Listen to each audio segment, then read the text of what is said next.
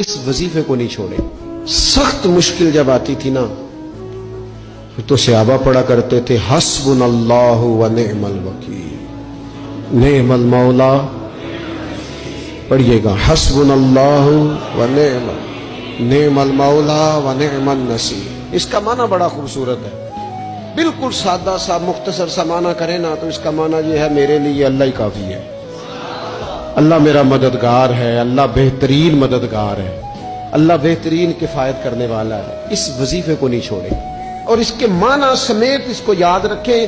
آپ محسوس کریں گے طبیعت طاقتور ہو گئی ہے, روح طاقتور ہوگی. اس کو بھولنا نہیں.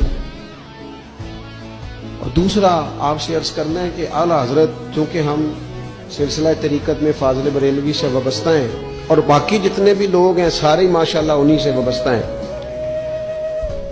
اعلیٰ حضرت نا لا حول ولا قوت الا باللہ العلی العظیم پڑھنے کی بڑی فضیلت بیان کرتے ہیں. یہ ایسا وظیفہ ہے جو سب کو آتا ہے نا ماشاءاللہ. نبی پاک علیہ السلام نے فرمایا یہ اللہ کے عرش کے خزانوں میں سے خزانہ ہے. اعلیٰ حضرت فرماتے ہیں 99 دفعہ پڑھو لا حول ولا قوت الا باللہ العلی العظیم. فرمایا اللہ تعالیٰ تمہیں 99 بیماریوں سے شفا دے گا اور اس میں سب سے چھوٹی بیماری ٹینشن کی بیماری ہے. سب سے چھوٹی بیماری غم کی بیماری ہے, چھوٹی, باقی بڑی بڑی ہوں گی. اس وظیفے کو نہیں آپ نے چھوڑنا اور یہ پابندی کرنی ہے, کریں گے انشاءاللہ تعالیٰ. اور تیسرا وظیفہ ہے درود پاک.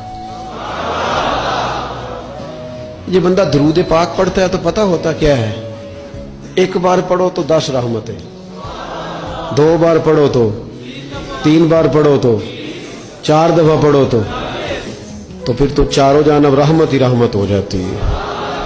درود پاک کو کبھی نہ چھوڑو اپنی زندگی میں. آج آپ اپنے آپ سے عہد کریں کوئی رات ایسی نہ گزرے کہ درود پاک پڑھے بغیر ہمیں نیند آ جائے.